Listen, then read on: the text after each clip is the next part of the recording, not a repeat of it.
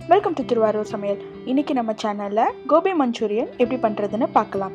இதுக்கு தேவையான இன்க்ரீடியன்ட்ஸ் வீடியோட லாஸ்ட்லேயும் இருக்க, மறக்காமல் செக் பண்ணிக்கோங்க.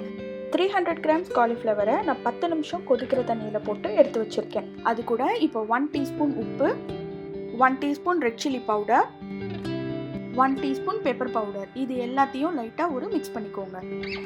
காலிஃப்ளவரை டீப் ஃப்ரை பண்ணுறதுக்கு ஒரு பேட்டர் ரெடி பண்ணோம். அதுக்கு 2 table spoon cornflour, 3 table spoon அரிசி மாவு. ரைஸ் ஃப்ளவர் இல்லைனா நீங்கள் மைதா கூட சேர்த்துக்கலாம். லைட்டாக ஒரு மிக்ஸ் பண்ணிக்கோங்க. கொஞ்சம் கொஞ்சமாக தண்ணி தெளித்து இந்த காலிஃப்ளவரை நல்லா மிக்ஸ் பண்ணிக்கோங்க. அப்போ தான் இந்த பேட்டர் நல்லா திக்காக வரும்.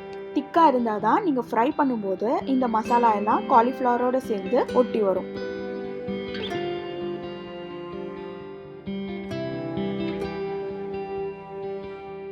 இப்போ இந்த காலிஃப்ளவரை மீடியம் ஃப்ளேமில் டீப் ஃப்ரை பண்ணி எடுத்துக்கலாம்.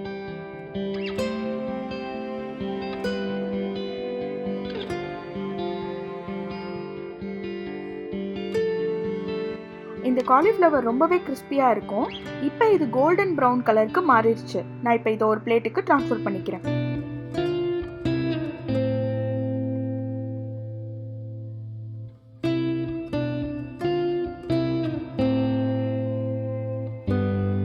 இப்போது மஞ்சூரியன் பண்ணுறதுக்கு ஹை ஃப்ளேமில் ஒரு கடாயில் 3 டேபிள் ஸ்பூன் எண்ணெய் ஊற்றிக்கோங்க. 2 டேபிள் ஸ்பூன் இந்த மாதிரி குட்டி குட்டியாக கட் பண்ணி வச்சுருக்கிற இஞ்சி சேர்த்துக்கோங்க. ஹை ஃப்ளேமில் இருக்கிறதுனால இது எல்லாமே சீக்கிரமாக குக் ஆகிடும். அதனால் இந்த ரெசிபிக்கு தேவையான இன்க்ரீடியன்ஸை நீங்கள் ஃபஸ்ட்டே எடுத்து ரெடியாக வச்சுக்கோங்க.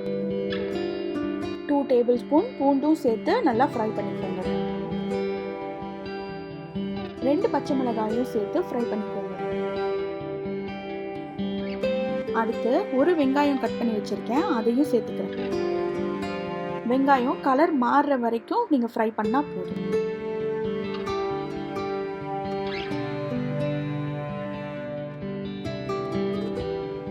வெங்காயம் கலர் மாறிடுச்சு. இந்த ஸ்டேஜில் 2 table spoon tomato ketchup, 1 table spoon red chilli sauce, 1 teaspoon soya sauce, 1/2 teaspoon cooking vinegar, இது எல்லாத்தையும் சேர்த்து ஒரு மிக்ஸ் பண்ணிக்கோங்க. அது கூட 1 டீஸ்பூன் சுகரையும் சேர்த்துக்கோங்க. இப்போ தேவையான உப்பையும் சேர்த்து நல்லா ஒரு மிக்ஸ் பண்ணிக்கோங்க. அடுத்து 1/3 கப் தண்ணி சேர்த்து இது கொஞ்ச நேரம் கொதிக்க விடுங்க.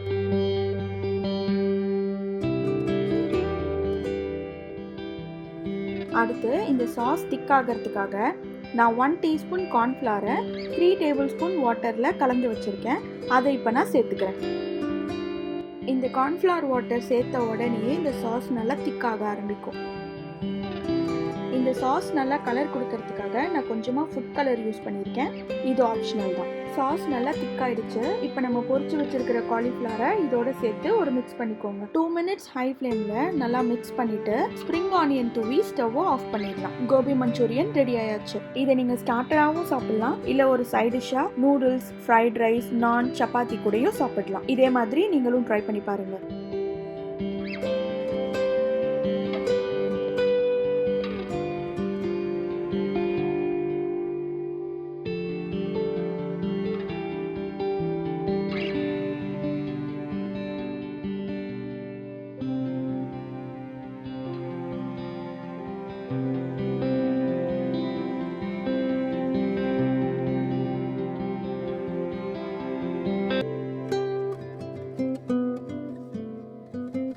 இந்த வீடியோ உங்களுக்கு பிடிச்சிருந்தா லைக் பண்ணுங்கள், ஷேர் பண்ணுங்கள், மறக்காமல் சப்ஸ்கிரைப் பண்ணுங்கள்.